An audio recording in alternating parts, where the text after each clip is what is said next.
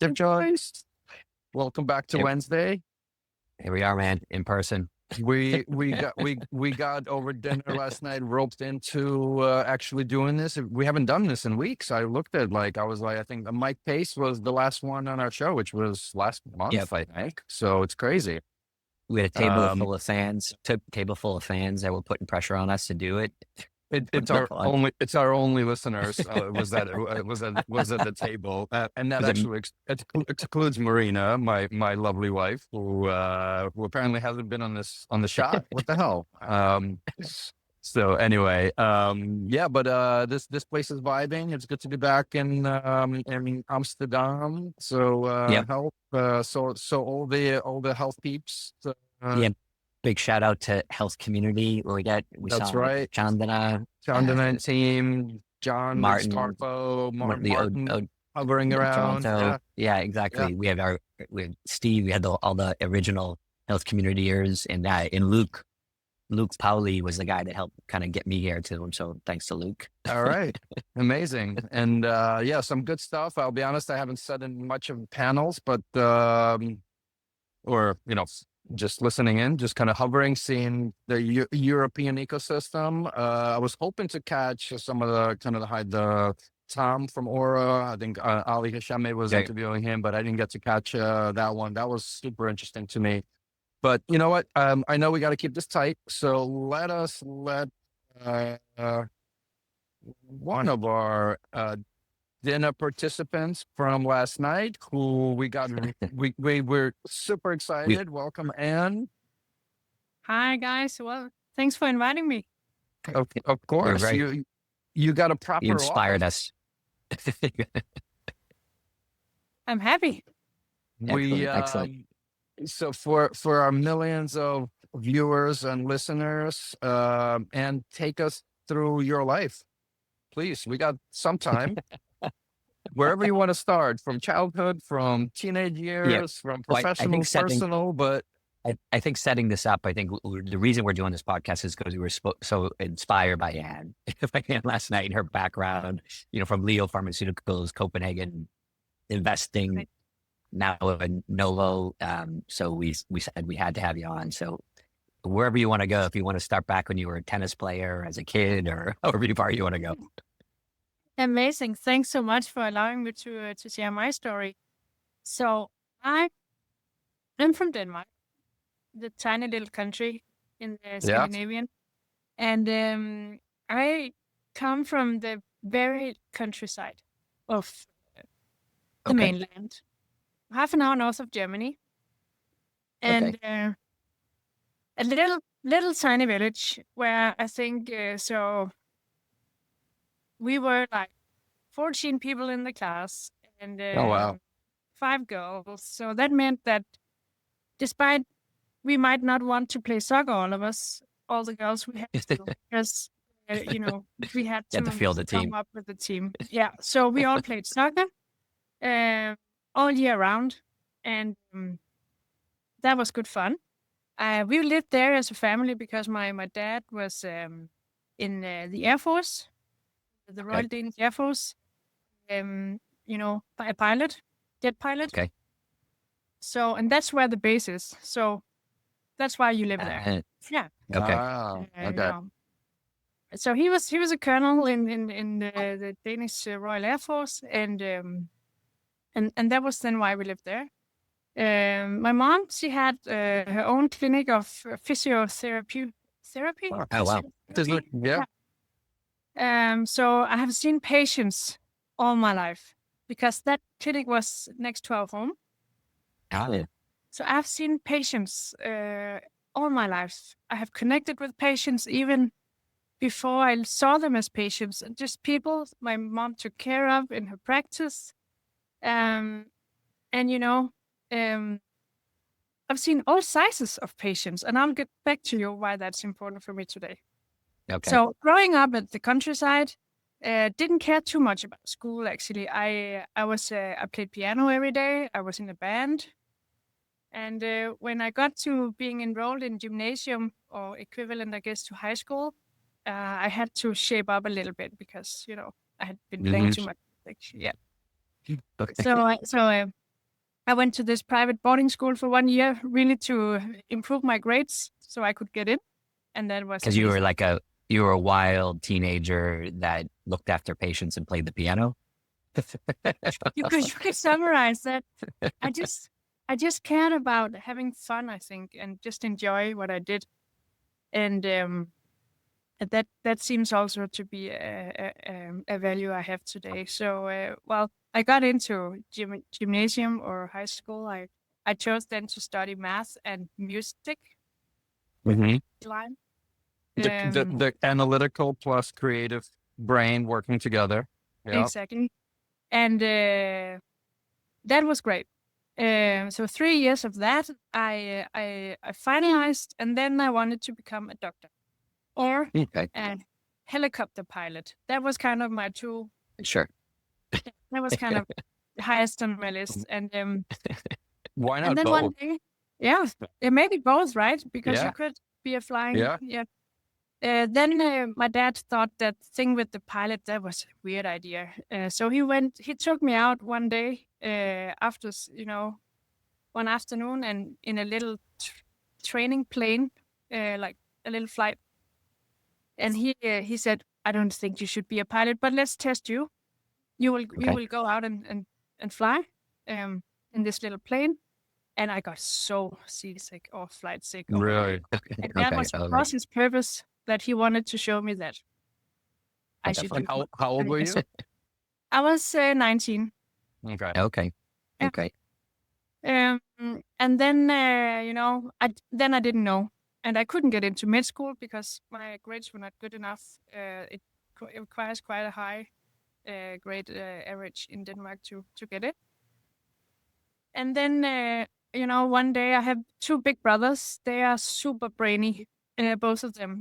One studied law, the other one had just started on engineering. And one day I asked my brother, so why are you studying like mechanical engineering? Why wouldn't you build a bridge or something cool? And he was like, why don't you build a bridge? Okay. And I was like, well, okay. I looked at it, and then I actually thought that there was this engineering education called design and innovation. It was brand new. It was inspired by Utrecht here in the Netherlands, where we are right now, and Norway. And then I thought, why, that sounds great. I can be creative. I can become an engineer. I can do stuff. I can build stuff. I can use my imagination. And then I got in. The first year of that education, and then that worked.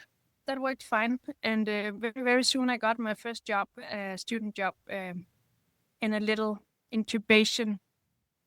Oh, wow. So right out of school, you were already incubating stuff.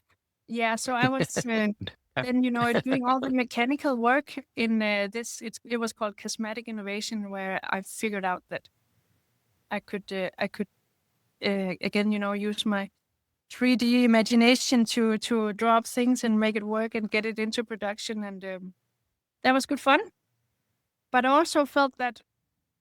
And what kind of stuff?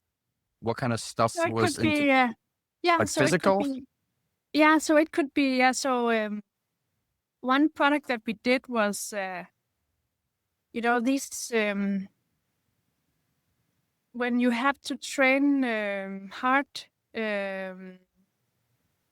Heart pumps? Yeah, pumped. Yeah, exactly. Those dolls, those training. You know what I mean? Yeah. So I was constructing the heart of it. Okay. The one you push up and down. So that was one example. Another one was we did these. It was very early days of connectivity, right? So it's 20 years ago or something, even more.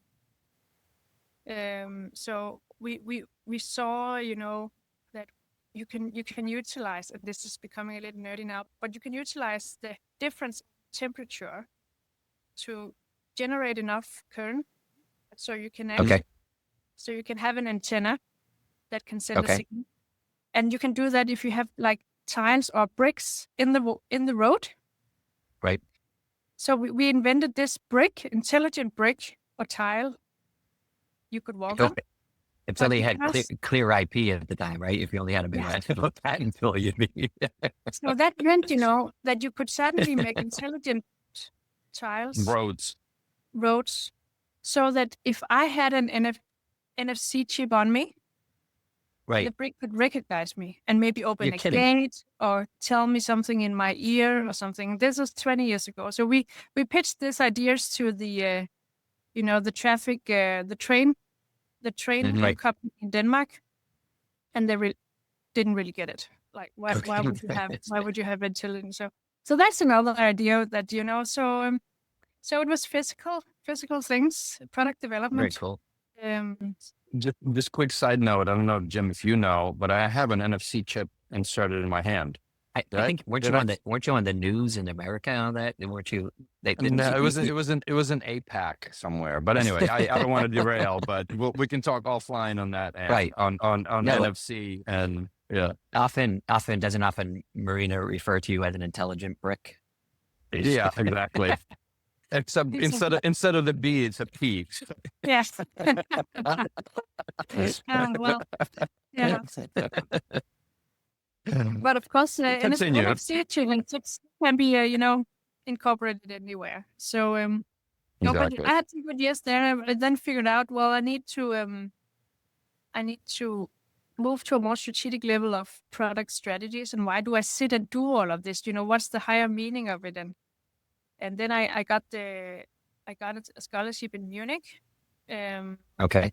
Technical University of Munich. It's kind of one of the places where I really want to go, and it it fitted perfectly because I'm skiing a lot every weekend while I was studying. Okay. Yeah. Optimized for skiing vacations. I was a ski guide. I did ski touring with people every winter, Right. and the good thing about Munich is that their semester starts in April, so that means you have time off from December to April. Oh, really? Yeah. So I did that. I learned a lot of German, and I learned more strategic product development lessons there. And then I got back and to use all of this learning, I then got a new student job at the Topsø, who does fuel cells. Okay. Wow. So I did product strategies for Topsø. It's another old Danish 100-year-old company. We have a lot of these 100-year-old companies in Denmark. Yeah. I guess. Yeah. You've worked for a lot of them. And actually, things like company brands that you don't think about on a daily basis, but the components are everywhere, really, right? I mean, energy, right? Yes. But I'm fascinated though, like not to interrupt you, but I'm getting like music, helicopters, skiing, putting intelligent bricks, now like fuel. Like this is your like I'm totally getting where I think I know where the end of the story and the innovation side comes, but awesome. Yeah.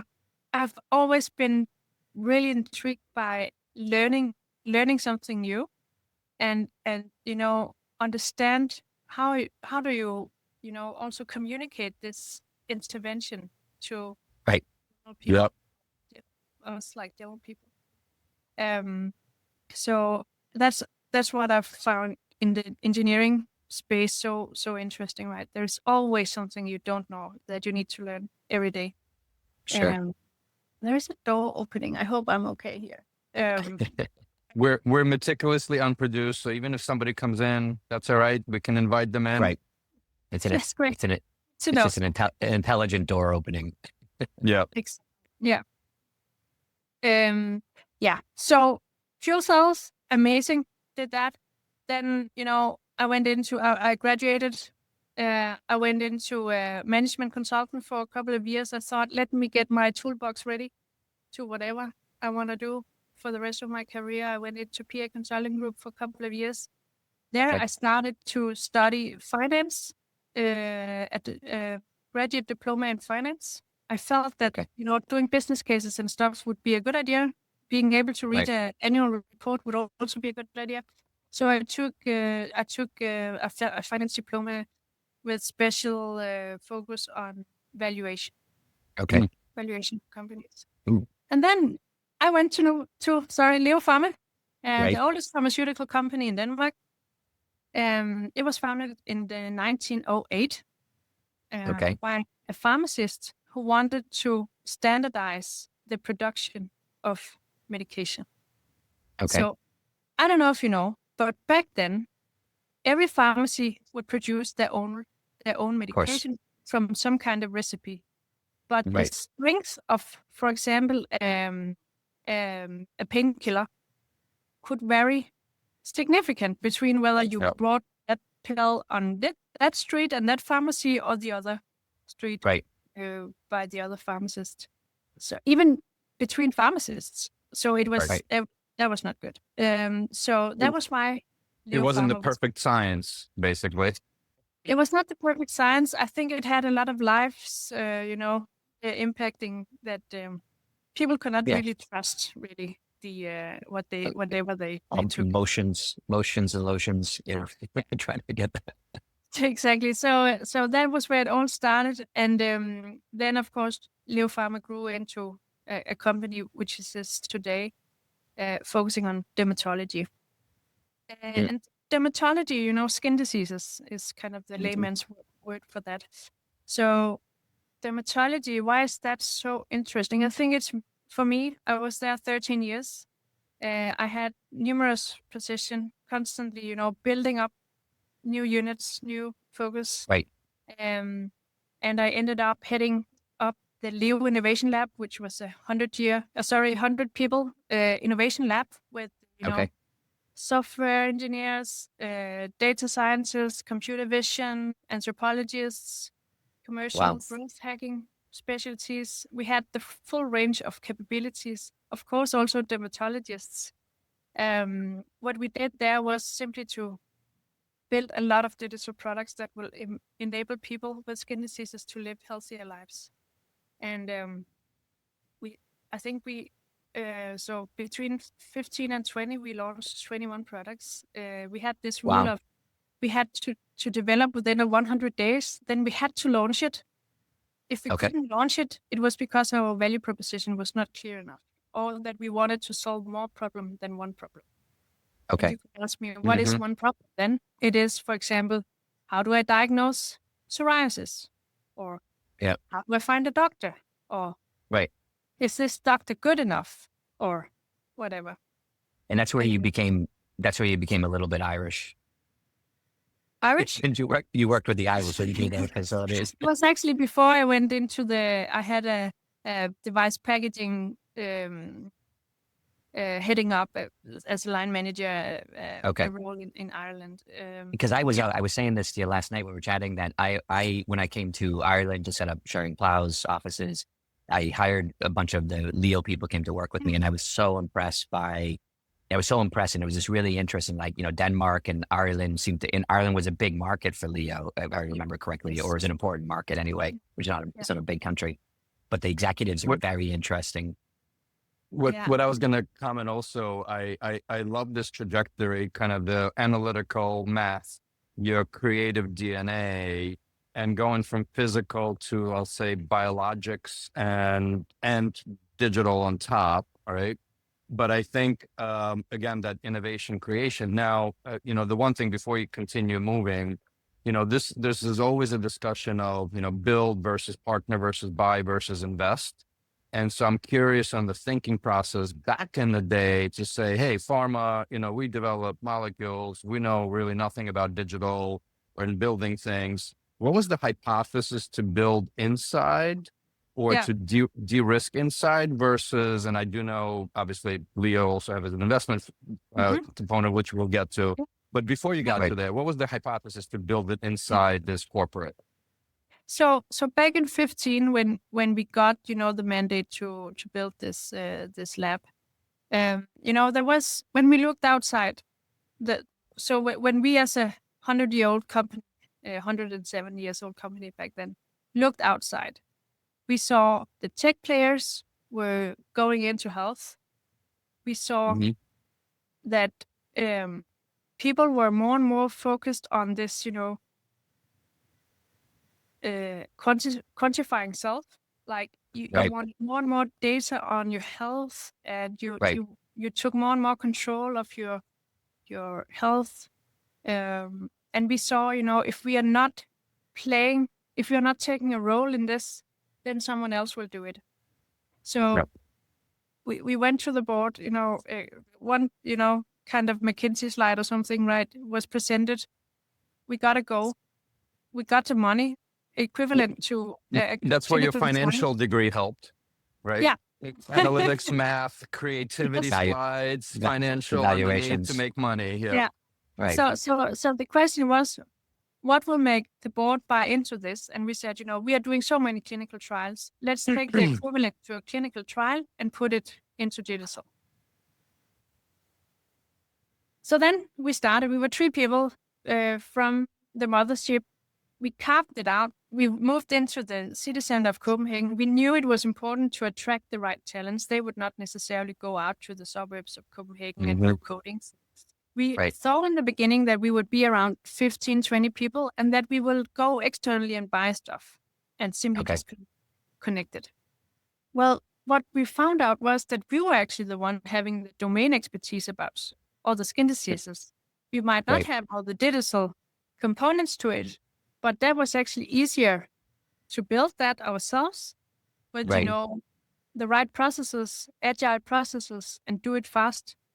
And then we could buy stuff on the side. What we had really, I would say, a lot of success with was to do something internally and in parallel go shop externally. So you would kind of compete against how do people do it.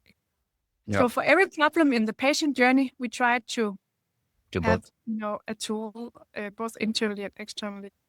And then also that decision, when we saw that was working well, we decided to do a venture arm, and in 2020,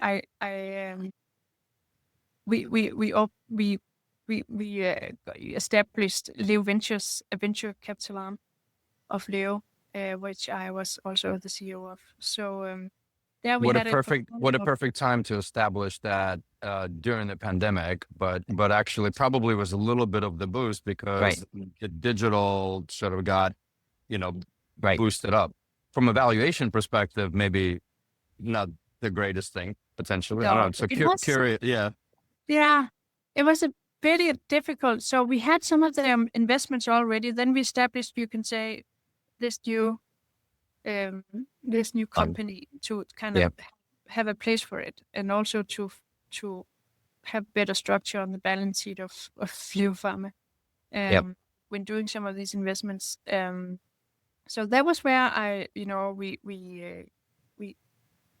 even a couple of years before, but got engaged with Skin Vision as one of the examples. Right, you can do the risk assessment of a mole on your skin and find out whether you want to go and seek a doctor or not. That was one of the original Health Excel DOGs projects. Yeah, then we got Steve and Eric. Exactly. So that's all your friends. So that was where, that was one of the investments. We of course also had one internally equivalent to Skin Vision, but looking at skin disease. If you could help people find out whether they had, for example, psoriasis or eczema or something, then you could help them before getting to the doctor to, do some disease awareness around it. We also did some clinical trials where we showcased that this remote monitoring through image recognition of the skin helped a lot to, reduce the numbers of checkups with the doctor, but also come when it actually is. It's super smart. So that was LEO Pharma, and then in 2022 we, Sorry, can I interrupt before we move on to your next chapter? Maybe just I'm always curious, right? I mean, you studied something, you spent something like over a decade in LEO, right? And really 2 key roles, even though there was a number of them. But what were some of the things that you said, you know what, I would have done, knowing what I know now, I would have done that differently, whatever that is, maybe just pick one. I like kind of rewinding back a little. Is there any lesson that you would have said, I don't know, maybe I wouldn't have built up, and I don't want to put words into your mouth, but So I'll pause. I think we should have spun out our own products earlier and Okay. and invited other investors to join our own developed products. Because you know how it is, right? When you can get someone to invest in it, it's probably because it's a quite good idea and business. So I think we kept them internally too long. Okay. I think we could have benefited in spinning them out earlier. So Right. what if we had done that already from, I don't know, 17 or something? Right. So Yeah. are they good enough to stand on their own feet? Right. That would have been but also unleash these companies, right? Because no matter what, as long as you're part of an umbrella of a large, Yeah. you know, Right. it's the brand, it's the risk averseness, Yeah, it's, you know, a lot of the competing stuff in- and competing interest and resources and all Right. of that good stuff. Yeah. So, okay, good point. Right. Thank you. Right. Yeah. So and then maybe I also want to spend some time on maybe what I do today and why I chose to do Yeah, Yeah. we can. Yeah. Great. So Making people smaller. yeah, or healthier. Healthier. So when I then got the opportunity to join Novo Nordisk back in 2 years ago, 2023. Okay. So I think I was relevant for Novo because I have had these 13 years with the LEO Pharma, and also because I think the LEO Innovation Lab was kind of what you looked at from the outside from some of these other pharma companies and doing things differently. And then when Novo went into obesity, knowing that is just different from diabetes, Right. it's very different. You know, people are having consumer-like mindsets in a completely different way than diabetes. But I mean, I knew some of these mindsets because of working in dermatology. That's also diseases that Right. really impact people's lives, their quality of life, how to feel stigmatized. So people would do whatever they can to get rid of it, to be cured. Or Yeah, it's like when we came into the restaurant and you said the chairs were stigmatizing in the restaurant. Yeah. Right? You know, yeah. Yeah, because they were, and it was everything was so tiny. That is something you start to see and recognize when you work with obesity and people with obesity, that there's so much design that has gone on for decades that is simply not including half of the world's population. Right. Whether it's from a flight seat or the buses, you know, there's so many places on the workplace, you know, meeting rooms. There's so much you could improve here, but yeah. So obesity is interesting, and when I had to take the decision on taking this job and leaving Leo, I asked my mom, because that's what you do. So, Mom, should I go into a VC company? Should I stay with Leo, or should I go with Novo Nordisk? And they were really happy with Leo. They thought LEO Pharma was the most fantastic company, my parents, and they were like, why would you ever leave? They have given you so many good opportunities, and you have had such a, time with them.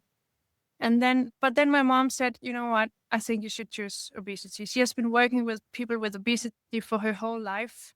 She knows how that impacts the functionality of the body. She knew exactly the amounts of comorbidities. And she was like, you are so purpose-driven. You need to be able to fix that. So, and your mom knew that, and just like, you know, curious person, and you need to keep moving and learning new things and applying your triangulation of skills. Yeah, don't, like your father, don't stay landing for too long. You're gonna fly. Up again. Yeah. So so I took her advice, and it has been quite a ride. A market that had to find itself.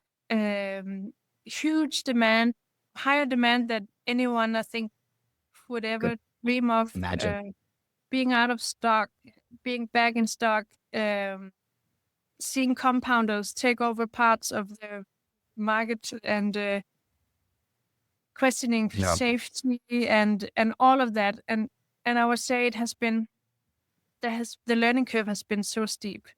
Also a learning curve of, coming from a very autonomous setup with full, say, ownership of budgets and people and all of that. Right. Yeah. And then into a big corporation where things are done as things are done. Right. So how do you actually operate? How do you make people to work with the same through with That was our question, Anne. No. yeah, but it is still a Yeah. question that I'm looking at a lot towards, because, and that's why, that's also why we today announced the partner portal platform here at the Health, because we cannot do it alone. We are good at Novo Nordisk is a brilliant company and good at doing what we do well, but we also acknowledge that there are so many things that we are not the best doing. Right. So if we want to reach half of the world's population that lives with obesity in just 5 years, just think about how big that number is. Huge. Half of the world's population. We know that they will, of course, not be they will not be enrolled in treatment. So some of them will, but we need to be relevant for everyone with obesity. So how do we ensure that we talk about the disease in a way where people understand it? How do we ensure that those who want to find treatment can find treatment and access treatment? And also, how do you ensure that those getting on treatment get most out of treatment? And we go beyond the product, understand what lifestyle services do we need to attach to this offering. So you've launched the partner portal, and that's kind of happening today or yesterday, or you had a today, big event. so you right, we're reporting it live. It's live, great. like Novo Nordisk partnerplatform.com, I believe it is. And then you can sign up as a partner, whether you are like a channel partner, whether you are like prescribing online, or whether you are e-pharmacy. So some of these channel partners, or whether you are a health tech partner, it could be, some of these lifestyle intervention. Is this it? Okay. We'll share the link in the notes as well. Right. Amazing. So we know building an ecosystem around weight management takes investment, takes focus. We want to welcome companies that can be a part of that, whether it's from mental health services, or whether it's body composition scanners, nutritional apps, exercise. Right. We need all of it. Awesome. Lifestyle. We mentioned the word lifestyle before, right? So lifestyle interventions, just selfishly, and your coach, exactly. And a little bit on just kind of diving in a little bit back end, because you mentioned the word consumer, right? And I hosted a panel yesterday on kind of partnering with your wonderful colleague Malin and others. And I think when it comes to pharma and your background and understanding the consumer, but pharma is still layers away. It is a similar question, so I don't want to, but our viewers not necessarily were here live. How do you define that relationship with the consumer, especially in your role, right? You're the consumer person, and I know this team and et cetera. So I'm curious kind of how are you looking at it? Yeah, but I look at it, it's really about understanding what are the real needs. And I think it was said at one of the sessions yesterday, people that call themselves patients are aware that they are not feeling well, that they are not well. Right. So if you ask, half of the world's population, they are just people living with obesity, that they don't necessarily see themselves as being sick. Right. So they just have these daily challenges. So for us, it's important to understand what are the feelings in these people's lives where we need to be relevant. And of course, we have done a lot of research in this. We know that the main feeling for people with obesity that is important to increase the quality of life, that is to feel in control. In control. In control. I know that goes across many chronic diseases, but especially with people living with obesity. And when we ask people who have a BMI plus 40, Okay. their sense of control is as little as people living with schizophrenia. Yeah. But does that mean So when you the say gap in is control, yeah, when you say in control, does that mean if I had a BMI over 40, that I feel I'm out of control yes. or I can't get it back? So I feel like I'm not, I'm I'm just not in control. following, I'm not, Mm. my day So isn't, I'm not driving my day it's not for my. food. It Yeah. was not your plan, right? You Right. didn't run the day as you planned. And what would your Um. mom say?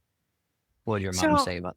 yeah, I think so. Feeling in control is, of course, you need to double click on that. What does that really mean? So there we know that we need to understand the underlying feelings of that feeling, which is you need to feel informed that this is a Okay. disease, this is your biology that works against you. It's preparing you for the next tough winter, right? That's what actually happens in the biology. Yep. So being informed about that and also being empowered to do something about that knowledge. That's some of the feelings in the very beginning of, finding out what can I do. We need to recognize that many people with obesity, they have been on dozens of Yeah. diets. They have tried Sure. everything. So information empowerment is really important. Then feel heard. Right. Someone listens to you. And there we have an issue with the doctors today because not everyone doesn't do want to talk about obesity. It's not all GPs who really talk about it. They don't even have a vocabulary for it. Like if you Right. come and say you have your knees are hurting, Right. you would kind of treat that symptom, but not have a talk about. But that's because you Right. live with I'm, additional I'm kilos. gonna also just chime in and we do run obesity programs as well. And I think one of the key things, and you sort of touched on it deeply, on the fact people are coming in to focus on their weight. But guess what? Every single situation is different. They're daily stressors. Somebody comes in and says, God forbid, my mom got diagnosed, or I had to take care of my sick child and I fell off, my consistent routines. And I just want to talk to somebody who can listen, who can help me understand my own needs, who can help me set those goals, who can help me change. Right. And your comment on the doctors, unfortunately, the way our system is set up today, I see my doctor for 6 minutes, maybe 12, Right. right? And Yeah. then the rest of my life spent outside of it. So who and Yeah. how are going to help me to get back into that locus of control, that I'm actually self-aware? And I hate to say this, but also we find that a lot of people, and not to sound tree-huggish or whatever, but learn how to love yourself and take care of yourself. Back to the airplane mode. You got to put your own mask on first to help others. So Yeah. I can keep going for hours on this, Yeah. but we found out so much in learning this, and Right. a lot of this is stress related. Also, you Yes. fall Right. off due to stressors. So Indeed. I couldn't agree more. And that brings me to the fourth feeling, that is the feeling of being supported. Right. And we know that support can come from many angles, whether it's, your closest family, whether it's your coach, whether it's, colleagues on the job. It can come from, but it's very, very important to feel supported in this. Yeah. Then the last two, it's just, feel healthy. That Okay. you every day feel a little bit more healthy. There's just micro dosing here, right? But no, it's just to say, if I every day take a bit of a better decision, I feel a little bit healthier. Then to the last feeling of feeling normal. If we ask people what is the ultimate goal, that is to feel normal. That's what people say. So just unpacking what does sense of control mean. That means all of the Right. below feelings. So that's why obesity is so interesting, because we need to do so much at the same Right. time. And To it kind of, empower the full and ecosystem to help us do so. there's a ton of parallels. Like I would think about in dermatology, how, Yes. one of the challenges in dermatology is always was adherence. I think Leo did a good job putting Yeah. support programs in place, but because you don't adhere, because your skin is in a constant status, right? It's like, however, like if you get rid of the psoriasis, then, then maybe you want to look better, or you want to look younger, or you want to look, so you're and your weight is in a constant state, so it never changes, right? So there's so many parallels to, to those two treatment modalities. But also actually from a medical view on that, and now I am not a doctor, but I still learned that the link between inflammation, which is what you have living with psoriasis, for example, or dermatology, many of these diseases, you also have inflammation living with obesity in many cases. So it is linked, and we see that these if you lose weight while being a dermatological patient, you also sometimes get healthier skin. So it's all awesome. And of course, the mental health is also a part of that, both vicious circle, but also a positive one. So it's interesting. We were just chatting with somebody else. Like, it's like, I don't know how many thousands of people are at this conference today, but I can guarantee you that if you walk up to everyone and say, what do you need to do to be healthy? Everybody will say the same. We all know what we need to do. We need to get good sleep. We need to move. We need to, and I keep going. And I think that's part of the challenge that we as like an ecosystem also need to try to solve, is how do we get people to, and I actually hate the word adherence. I think those things, because nobody wants to be told what to do. You got to sort of recognize it. And so I think, the combination of the ecosystem, the molecules, the lifestyle change, the diagnostics is what empowers the individuals to actually take care of their health, right? So, I agree. And awesome. That's why it's so important to be here and meet the many different players and make good deals. Yeah. Amazing. Love it. Jim, let's go to your final beautiful question. Talked about that at dinner last night, how you do your magic. Okay, so we're gonna go into the future. So where we've launched the Novo Nordisk patient portal here today, and it is a phenomenal success. It's more successful than you ever possibly could have imagined, and it's on its way to addressing, to trying to reach out to the 5 million, as in 5 million people, or I'm not sure what the number was you gave us, but half of the world are accessing all these different partners that you've coordinated, and people are blown away by the impact, so much beyond just medications. Anyways, you are, you're going back home in Copenhagen, and you get an email, comes in, and you've been invited to keynote at a conference in Munich hosted by the Technical University of Munich, that they've asked you to come back to Munich. And the conference is called Taking Control of Your Health. And you're going to be there. But everyone's so excited about what you accomplished that the Danish Air Force picks you up to fly you to Copenhagen. Yeah. And you're giving your talk, and you're talking about, the links and the information, and giving this great speech. And you can just see in the audience, probably sitting next to your mom, who's helping people with physio outside.